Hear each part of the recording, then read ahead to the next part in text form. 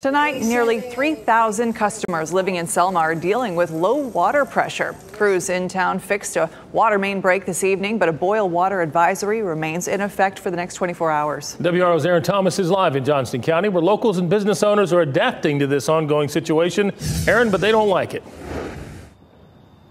Not one bit, Gerald. Now, here's the deal. We've been driving around this town quite a bit, and we came across several restaurants. A lot of them have these signs on the door front telling people that they are closed for the day due to a water main break. As you mentioned, you have several people who are frustrated over having low water pressure or no water at all.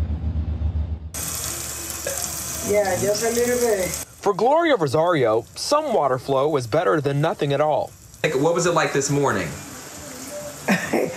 No water. The town of Selma lost water pressure today because of a water main break on River Road.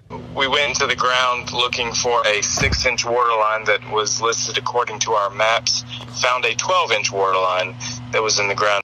Mayor Byron McAllister tells me repairs took about 10 hours to complete. As crews fixed the problem, a 24-hour boil water advisory went into effect, prompting various restaurants in town to temporarily shut down for the evening. My brother-in-law needed a burger from Wendy's. We're going to have to go tonight to Kinley.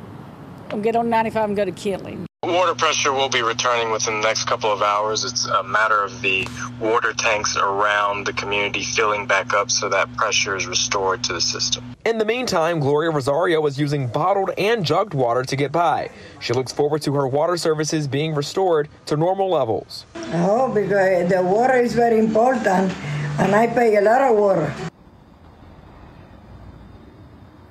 And tonight, town leaders are also advising caution on using any appliances connected to any water lines with this boil water advisory in place. Gerald? Aaron Thomas live in Selma. Thank you, Aaron.